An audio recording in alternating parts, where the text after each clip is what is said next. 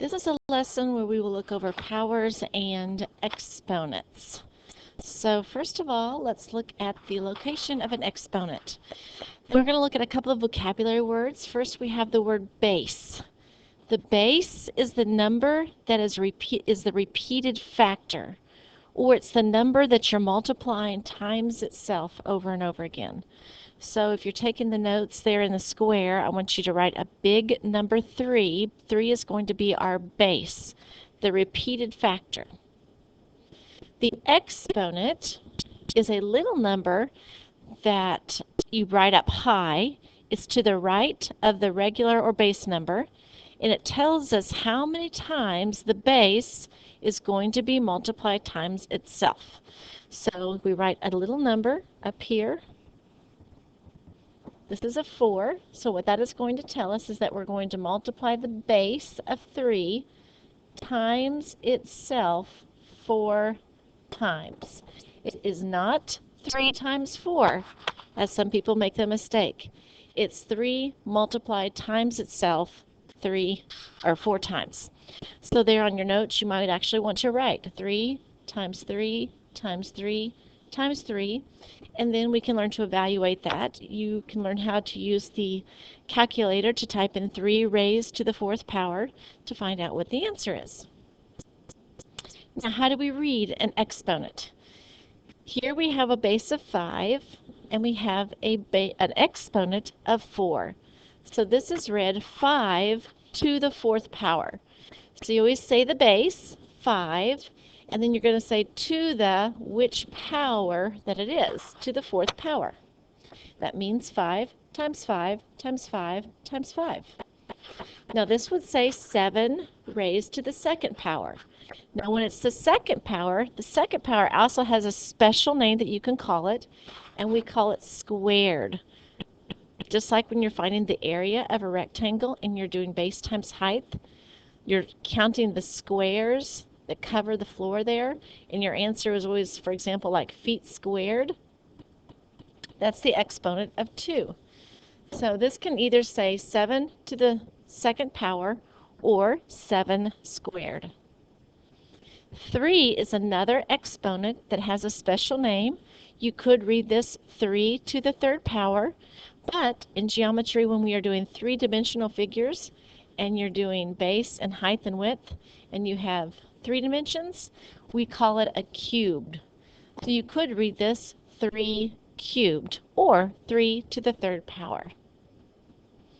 So let's practice reading these exponents. How would you read this? 5 to the 2nd power, or 5 squared. That would be 9 cubed, or 9 raised to the 3rd power. 4 to the 5th power, 2 to the 4th power. Another thing we need to learn is that any number raised to the 0 power is always 1. Negative, it even doesn't matter if the base is a negative number, it's always going to be 1. Now, why is that true? We're going to look at something pretty soon in a couple more lessons, but let's say we have 3 squared divided by 3 squared. Any number divided by itself, this would be 9 divided by 9, is always 1. What you have when you're dividing with exponents is when you have 3 times 3 and 3 times 3, these all cancel themselves out, and all that's left is 1. But the exponent is 0, because what we do is we subtract our 0. So this is the same thing as 3 to the 0 power. That's for another lesson. So for right now, just trust me that anything raised to the 0 power is always going to be 1. Always 1. It's like a number divided by itself. Now we're going to practice writing repeated factors with exponents. Here we have 2 times 2 times 2, and to write that with an exponent, since that factor is repeated 3 times, we would write 2 raised to the 3rd power, or 2 cubed. Here we have negative 3 in parentheses, multiplied times itself 4 times, so that would be negative 3 in parentheses raised to the 4th power. we're going to see that parentheses are very important. Here we have variables. We have AB times AB times AB. So we have this multiply times itself 3 times. So we're going to say AB raised to the third power, or AB cubed. Now we have different bases. So we're going to take each base separately. Here we have the base of 3, multiply times itself twice. So that would be 3 squared. Then we have the base of r, multiply times itself 3 times, so that would be r cubed. And then we have the base of t, multiply times itself 1, so that would be t to the first power. Now when the exponent is 1, a lot of times that's just going to be invisible, so if you do not see an exponent, it's an understood 1. So this would be 3 squared times r cubed times t, written like this. Here we have 2 different bases. We have a base of 5, multiply times itself twice, so that would be 5 squared, times we have the base of 2, multiply times itself 3 times, times 2 to the third power. And then if we wanted to, we could actually evaluate that, but for right now we're just writing it with our exponents. Okay, here we have a base of 8, multiply times itself twice, that's 8 squared.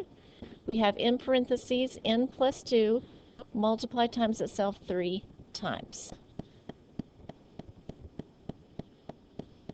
Now we're going to practice evaluating. And what you need to know and pay very close attention to is that parentheses are going to make all the difference when evaluating with exponents.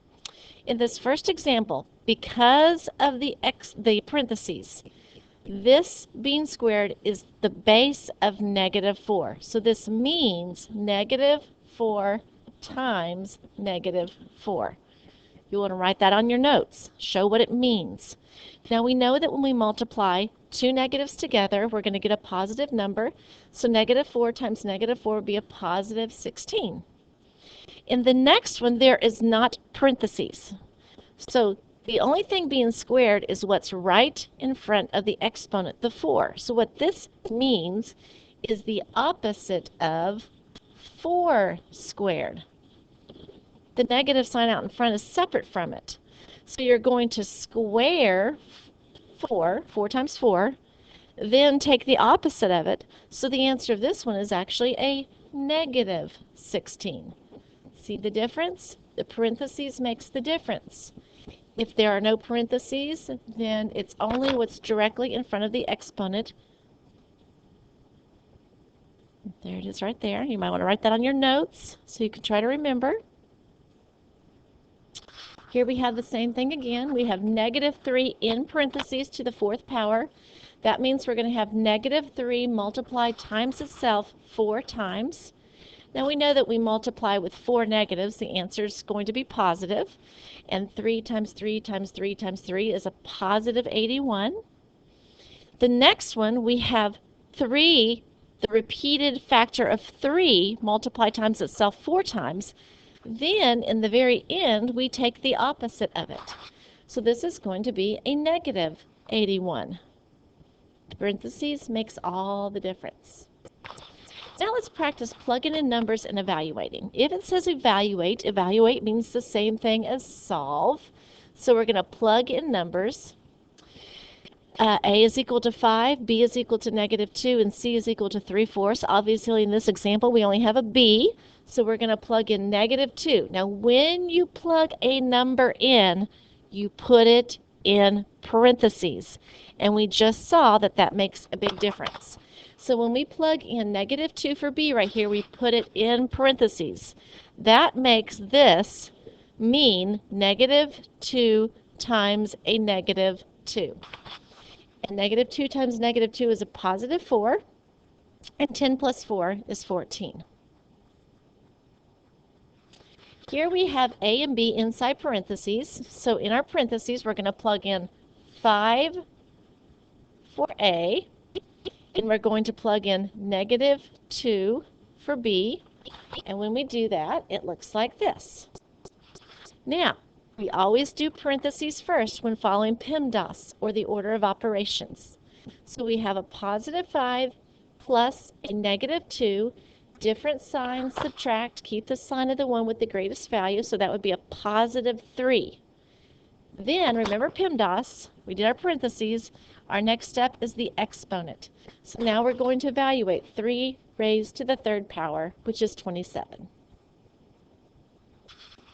Okay, we have x that we're going to plug in a 6 for, so that would be 6 squared.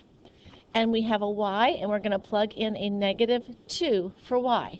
Now you might ask yourself, well, I thought you said when you plug numbers in, you have to put them in parentheses. That's true, but when you have a positive number and not a negative in front of it, it doesn't really change what it is. So I usually only do it when it's a negative number, but this would mean the same thing as a parentheses here. So we have 6 squared, and we have negative 2, because when you plug it in, you put it in parentheses. This means negative 2 times negative 2 times negative 2. 3 negatives make a negative. So 6 squared is 36, and negative 2 times negative 2 times negative 2 is a negative 8.